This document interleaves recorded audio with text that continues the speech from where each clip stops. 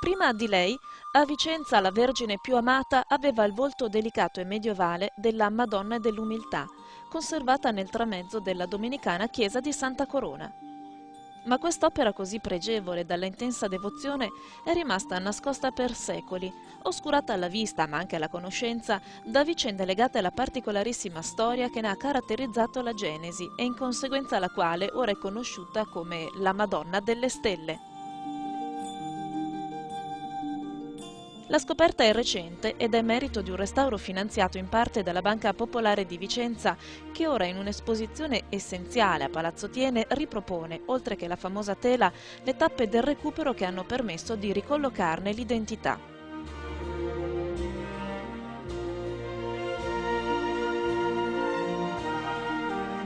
Il dipinto, attribuito proprio grazie a questo importante restauro a Lorenzo Veneziano, uno dei maggiori protagonisti del panorama figurativo della seconda metà del Trecento, occupava un luogo privilegiato nella chiesa domenicana di Santa Corona. Dalla ricostruzione risulta che la tela in origine era collocata sul tramezzo, struttura che separava la zona riservata ai laici da quella dei religiosi.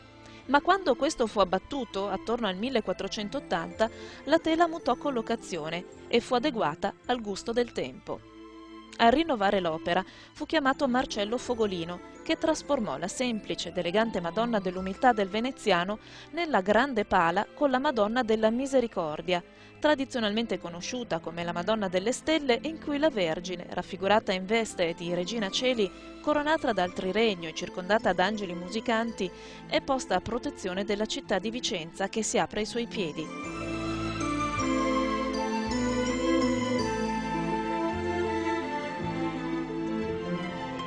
Si riconoscono ancora, non senza emozioni, la Basilica Palladiana, il lago di Fimon ed altri edifici storici della città attuale.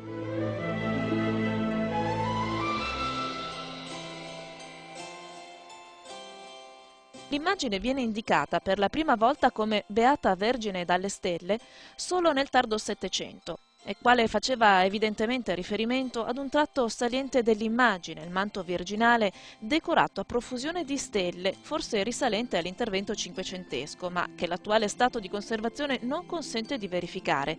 Di stella infatti ne è rimasta solo una. Originariamente, anche ad occhio nudo, non è difficile distinguere il nucleo del dipinto, che era costituito dalla Madonna allattante, adagiata su un piccolo rilievo, secondo l'allora innovativa iconografia trecentesca diffusa soprattutto dall'ordine domenicano. Ma dell'antica icona di Lorenzo Veneziano si perse memoria almeno fino all'epoca moderna, quando si individuò la presenza di due mani nel dipinto. Le ipotesi attributive avanzate successivamente e di recente convergenti sulla figura di Lorenzo Veneziano hanno trovato conferma nelle indagini radiografiche realizzate in occasione dell'ultimo intervento, che ha recuperato l'esatta fattezza del dipinto medievale.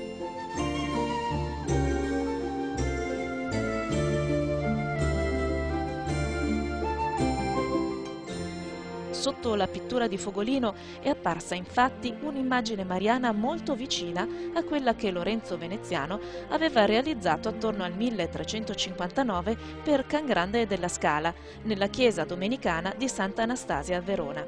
Ma era molto vicina anche a quella di un'altra Madonna, dipinta per la chiesa di Santa Maria Maggiore a Trieste, sempre da Lorenzo Veneziano. Gli strumenti hanno permesso di acquisire importanti informazioni sulla tecnica e i materiali pittorici utilizzati, che risultano comuni a tutti e tre i dipinti. Le ulteriori vicinanze, come la scritta devozionale che corre ai margini dei dipinti di Vicenza e Verona, insieme alle affinità tecniche, in primo luogo il supporto del panno ligneo, comune anche alla tela triestina, hanno infine consentito di confermare in maniera certa l'autografia laurenziana della pala vicentina.